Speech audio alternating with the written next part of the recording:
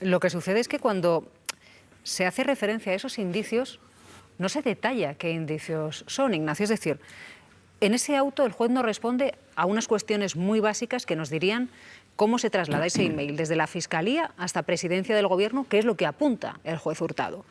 ¿Quién lo envía desde la Fiscalía? Porque puede ser, podemos entender, el fiscal general del Estado u otra persona que tenga acceso a ese email. ¿A quién se lo envía dentro de la Presidencia del Gobierno? ¿Cómo se lo envía? ¿Y cuándo se lo envía? Es decir, esa idea gruesa de decir se pasó el email desde Fiscalía a Presidencia del Gobierno no se concreta para lanzar esta acusación tan grande. Si tiene un castigo Miguel Ángel Rodríguez por haber filtrado, estamos diciendo que hay una persona que se sentó ante el juez y que dijo, yo filtré.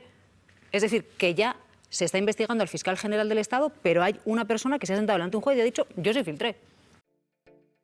De esta manera, la periodista Silvia Inchaurrondo ha vuelto a cargar contra el juez Hurtado esta mañana, y su auto de imputación contra el fiscal general del Estado, por el caso de la filtración de los datos personales de la pareja de Díaz Ayuso. Como podremos escuchar a continuación, Silvia Inchaurrondo y de la mano del magistrado Ignacio González Vega, y los periodistas Pedro Águeda y María Peral, ha detallado todas las irregularidades que estaría cometiendo con su citación el juez Hurtado. La noticia de la mañana. El fiscal general del Estado, que declarará como investigado, ya tiene fecha, el próximo día 29. El juez cree tener apuntalados los indicios contra él. El magistrado afirma, sin concretar cómo, que el correo del abogado de la pareja de Ayuso se envió desde la Fiscalía a Presidencia del Gobierno y desde allí, dice, se filtró para que Juan Lobato, ex líder de los socialistas madrileños, pudiese utilizarlo políticamente. El juez Hurtado cree que tiene apuntalados los indicios por revelación de secretos contra Álvaro García Ortiz y contra su subordinada, la fiscal jefe de la Fiscalía Provincial de Madrid, Pilar Rodríguez. E imputa al fiscal Diego Villafañe, teniente fiscal de la Secretaría Técnica de la Fiscalía. Cree que los tres se coordinaron para divulgar el correo del abogado de González Amador con el Ministerio Público, correo en el que el letrado confesaba que la pareja de Ayuso había cometido 2 delitos fiscales. Se basa en el análisis que hizo la UCO del teléfono de la fiscal Pilar Rodríguez. Afirma que tras publicar El Mundo el bulo de que la Fiscalía había ofrecido un pacto a González Amador, empieza una dinámica frenética de comunicaciones dirigidas por García Ortiz, que fue quien dirigió los pasos que llevaron a la filtración. Y cree que eso revela una urgencia que es suficientemente indicativa de su papel principal. Concluye que el correo solo se difunde después de que él tuviese acceso. No le parecen relevantes las declaraciones de los periodistas que aseguraron haber accedido antes que el fiscal, se acogieron a su derecho a no revelar la fuente y para el juez no aportan datos objetivos. Aunque no especifica cómo ni dice en qué parte de la investigación apoya esta afirmación, Hurtado dice que el correo investigado se envió desde la Fiscalía General del Estado a Presidencia del Gobierno y de ahí se filtró a un medio, el digital El Plural, para que el ex líder de los socialistas madrileños pudiese utilizarlo políticamente. Así que Álvaro García Ortiz está llamado a declarar el día 29 y al día siguiente lo hará la jefa de la Fiscalía Provincial de Madrid. En su escrito, el juez imputa a un nuevo fiscal y además, Irma, apunta a la presidencia del Gobierno. Sí, son 2 de las novedades relevantes que deja este auto. Lo primero es ese apunte a la presidencia del Gobierno. El juez traza una secuencia, aunque no especifica cómo ocurrió y tampoco dice en qué parte de la investigación se basa. Dice que el correo, ese correo en el que el abogado de González Amador confesaba esos 2 delitos fiscales, salió desde la Fiscalía General del Estado hacia la presidencia del Gobierno y que desde allí se filtró a un medio, a El Plural, para que Juan Lobato lo usase políticamente. La otra novedad que deja este auto es la imputación de Diego Villafañe, teniente fiscal de la Secretaría Técnica de la Fiscalía General del Estado. El juez cree que se coordinó con García Ortiz y con su subordinada, con Pilar Rodríguez, para revelar secretos de González Amador. Se basa para esto en el informe que hizo la UCO del contenido del móvil de Pilar Rodríguez. Allí aparecían varias conversaciones con Diego Villafañe en las que este le solicitaba esa denuncia de González Amador y por eso le imputa. Tendrá que declarar el día 5 de febrero. Por lo demás, lo que dice el juez es que tiene apuntalados los indicios de que tanto Álvaro García Ortiz como Pilar Rodríguez cometieron un delito de revelación de secretos y le atribuye a García Ortiz un papel principal en los pasos que se dieron para llevar a cabo esa filtración. La Unión Progresista de Fiscales ha reaccionado a este auto judicial, dice que estamos ante un ataque sin precedentes a la institución, tacha este proceso de caza de brujas y dice que está en peligro la independencia de la Fiscalía. Lo que sucede es que hasta ahora que haya trascendido, Ignacio, la Guardia Civil no ha encontrado ni pruebas de que el fiscal general del Estado filtrase ni que ordenase la filtración de ese correo del novio de Isabel Díaz Ayuso. Lo que sucede es que cuando se hace referencia a esos indicios, no se detalla qué indicios son, Ignacio. Es decir, en ese auto el juez nos responde a unas cuestiones muy básicas que nos dirían cómo se traslada ese email desde la Fiscalía hasta Presidencia del Gobierno, que es lo que apunta el juez Hurtado. ¿Quién lo envía desde la Fiscalía? Porque puede ser, podemos entender, el fiscal general del Estado u otra persona que tenga acceso a ese email. ¿A quién se lo envía dentro de la Presidencia del Gobierno? ¿Cómo se lo envía? ¿Y cuándo se lo envía? Es decir, esa idea gruesa de decir se pasó el email desde Fiscalía a Presidencia del Gobierno no se concreta para lanzar esta acusación tan grande. Sí, yo ayer al leer la resolución, obviamente uno tiene en la cabeza presente algo que se dice en el propio auto y que ya se dijo en su momento al principio de la investigación como consecuencia en el informe de la UCO de la Guardia Civil, el papel preeminente que tenía el fiscal general del Estado en el asunto. Y no es algo, no es una frase digamos, baladí, sino que tiene su importancia y eso ha de incardinarse en la Fiscalía General del Estado como una organización autónoma y sujeta al principio de jerarquía. Obviamente, y esto lo apunta el comunicado al que habéis aludido de la Unión Progresista de Fiscales, en esta organización jerarquizada que es la Fiscalía General del Estado, el jefe es el fiscal general del Estado. Incluso los fiscales tienen la obligación de dar cuenta de los asuntos de los que conocen, con lo cual él como jefe obviamente es el que tiene el control de la situación. Ahora bien, ya concretar los momentos que, como decía antes, son importantísimos para determinar si estamos en presencia o no de un secreto y por tanto del delito por el cual se le está investigando, eso no lo concreta evidentemente el auto de ayer. Yo insisto en que estamos en un caso penal y a mí no me queda claro a quién se le ha filtrado el correo, porque se dice que sale de la Fiscalía General del Estado a Presidencia del Gobierno, pero en una cuestión penal, en un caso penal, ¿a quién se le filtró el correo? Es decir, el auto del juez nos deja, Pedro, muchos más interrogantes, yo creo, que de los que teníamos hasta ahora, con esas nuevas acusaciones que lanza. Bueno, Ignacio ha utilizado una expresión que yo creo que es clave y que en la que a mí me gustaría incidir, que esto parece un auto de procesamiento en lugar de un auto de citación para que vaya como investigado con sus garantías y su abogado, el fiscal general del Estado.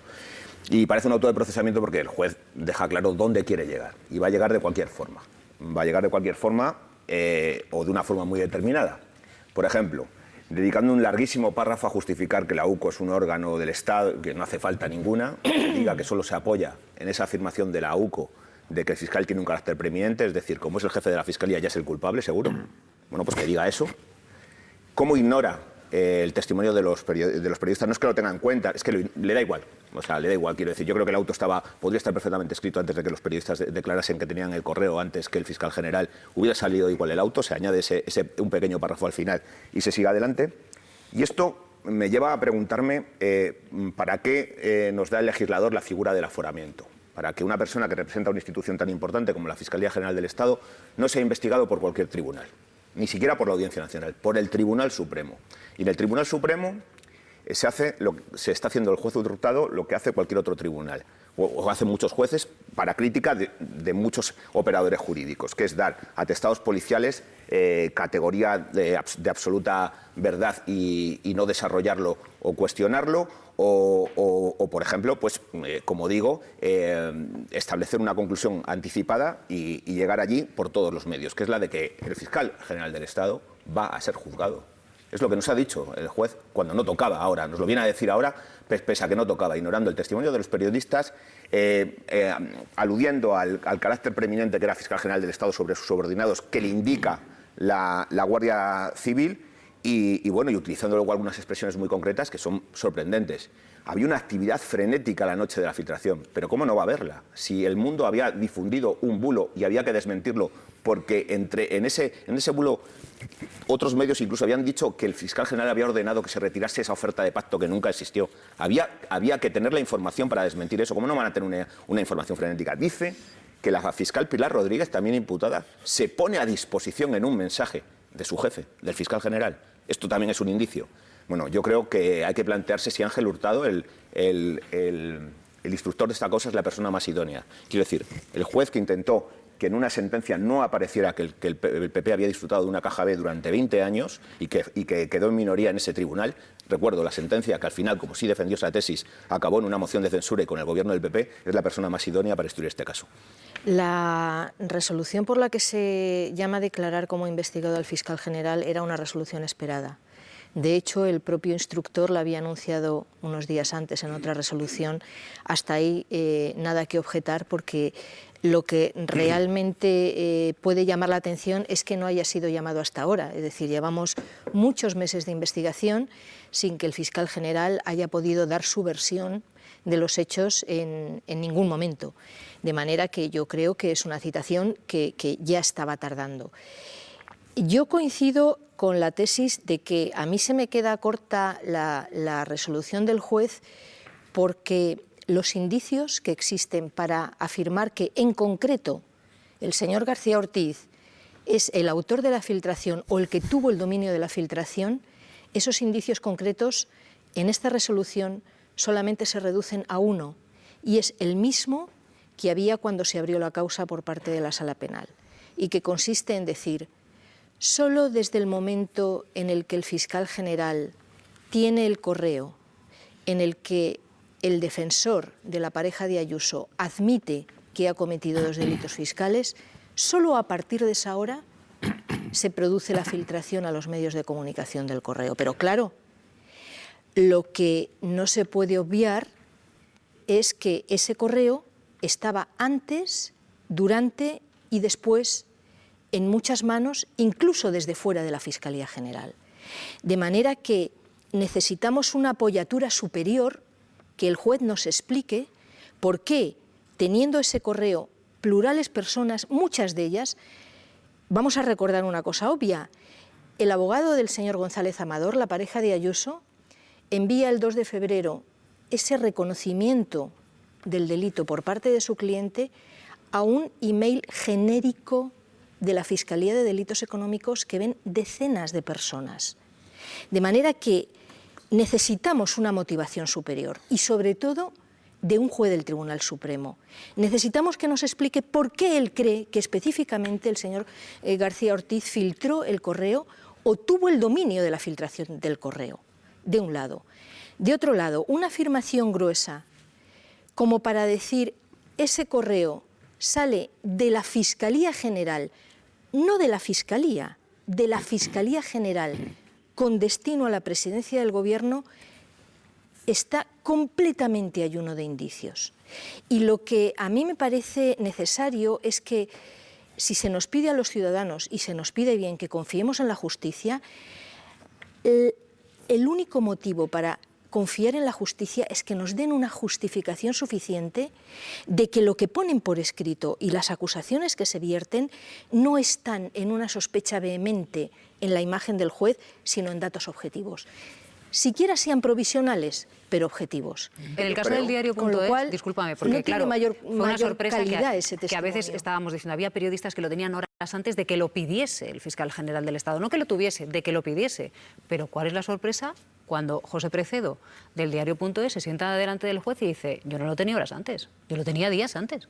Cosa que tampoco debería llamar mucho la atención, porque el diario.es publicó la exclusiva del fraude fiscal de la pareja de Ayuso el día 12 de marzo y explica que tiene unos días antes toda la documentación con la que empieza a trabajar. Lo que pasa es que el juez Hurtado ha hecho otra cosa, que es por la que yo me planteo para qué sirve el aforamiento y que te investigue un juez del Tribunal Supremo, que es seguir toda la senda argumentativa del abogado de la pareja de Isabel Díaz Ayuso, que ya se pregunta en el interrogatorio y luego difunde en el escrito que presenta tras la declaración de los periodistas, y si tenían el correo, ¿por qué no preguntaron o por qué no hicieron comprobaciones sobre el correo en las primeras horas de ese trabajo informativo? Bueno, que no nos van a indicar el orden de preferencia de la publicación de las exclusivas que dio el diario.es en aquel momento, porque el diario.es todos los días estaba dando informaciones muy relevantes sobre la querella, sobre el segundo piso de Isabel Díaz Ayuso,